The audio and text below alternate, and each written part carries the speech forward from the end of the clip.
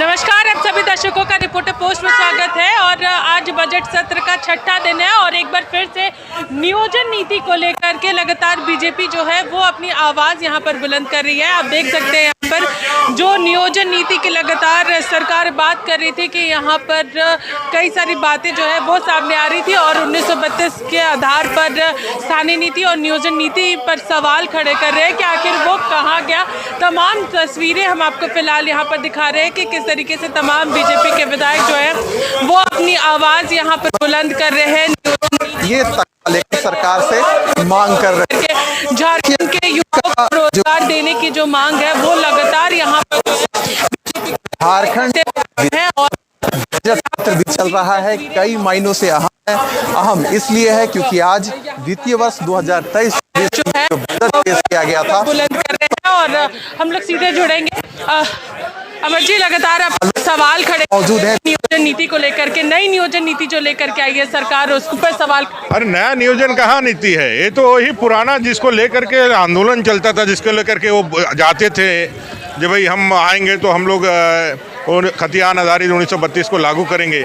आज उस पर उनका कोई जवाब नहीं, कोई आज पूछेंगे हम लोग सदन में, भाई सरकार इस स्थिति को क्लियर करे। जो आपके मंत्रिमंडल के बाद पूरे क्षेत्र में जो चर्चा है, युवा अपने को ठगा हुआ महसूस कर रहे हैं। विशेष करके आपके जो वोटर्स हैं जिन्होंने बड़े उम्मीद के साथ 2019 में आपको सत्ता दिया था, उनमें घोर निराशा है। और जो फूल मालाएं आपको दे करके स्वागत की थी, आपके झूठ को अभी जब सच सामने में आया है तो आप क्षेत्र जाएंगे तो आपका हिसाब लेने के लिए भी आपके वोटर्स तैयार हैं। इस सरकार ने युवाओं को ठगा है और 32 का नाम दे करके सत्ता में तो आ गए, लेकिन आज जिस तरह से उन्होंने आगे बढ़ने का काम किया है उससे आदिवासी मूलवासियों में घोर निराशा है। लगातार मुख्यमंत्री कह रहे हैं कि जो बैठक सर्वे किया था उसी आधार पर लोग नियोजन नीति लेकर आए। ये फेक सर्वे है, ये फेक सर्वे है। अपना फेस बचाने के लिए एक झूठा सर्वे का सहारा ले रहे हैं, अपने कदम वापस लेने के लिए झूठा सहारा ले रहे हैं। जिस तरह से खतियानी जो हर यात्रा उन्होंने निकाला था ना, उसी तरह से इसका भी यात्रा निकाल करके पूछते हैं, तब पता चलता फूल माले की जगह चप्पल और जूतों से इनकी स्वागत होती। भारत सरकार की कंपनी का नाम इन्होंने बताया है कि इस कंपनी के जरिए हमने यहाँ पर सर्वे करा। वैसे ही जैसे राहुल गांधी विदेश में जाके कह रहे हैं पैक 100 साल जो है मामला उनके साथ था, ऐसे इन लोगों के नेता झूठे हैं, वैसे झूठे हैं।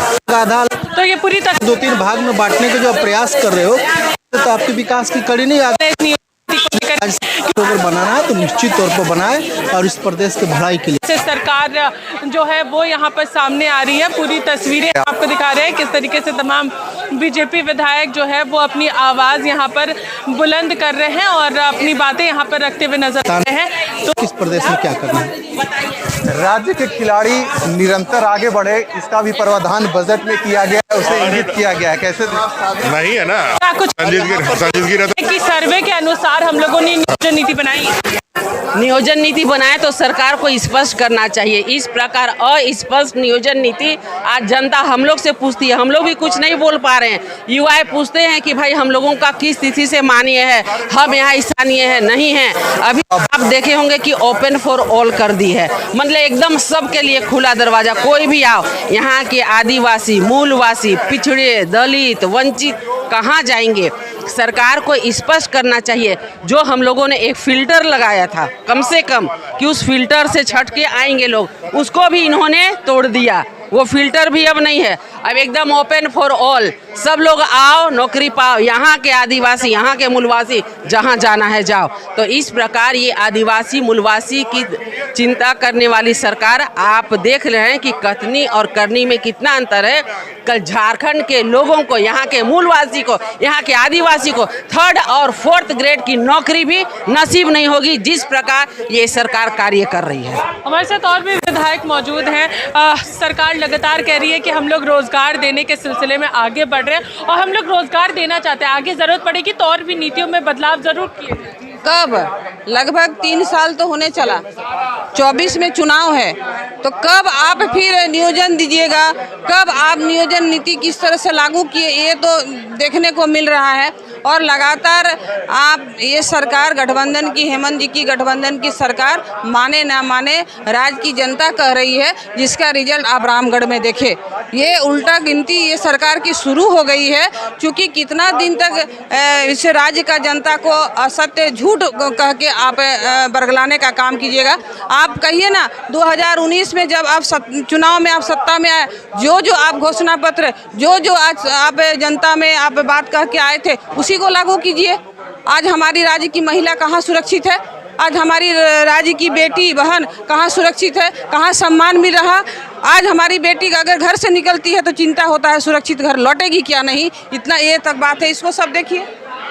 तो हमारे साथ यहाँ पर अनंत जी भी, हम लोग इनसे भी जुड़ेंगे। सर, सरकार लगातार कह रही है कि अगर ज़रूरत पड़ेगी तो नीति में बदलाव होगा, लेकिन अभी फिलहाल युवाओं को रोजगार देना नहीं। आप बताइए कि इसी सरकार ने पूरे राज्य में घूम घूम करके कहा था कि प्रत्येक साल हम 5 लाख लोगों को रोजगार देंगे। आपने रोजगार दिया नहीं। जब रोजगार नीति का मांग प्रदेश के नौजवान किए तो आपने नमाज नीति ला करके सदन के अंदर चर्चा कराया। आपने यहाँ के आदिवासी, मूलवासी, झारखंड वासियों की भावनाओं के साथ खिलवाड़ करते हुए प्रचारित किया कि हम 32 का खतियान लाएंगे, सदन का विशेष सत्र बुलाया। और वैसे में आज जब सदन चल रहा है तो जो 2 दिन पहले अखबारों में खबरें छपी है, विभिन्न समाचार चैनलों में, कि किस प्रकार से सरकार ने युवाओं के रोजगार की हकमारी करने के लिए यहाँ के नौजवानों का, स्थानीय नौजवानों का हकमारी करने का काम की है, इससे पूरे राज्य में भ्रम का वातावरण है।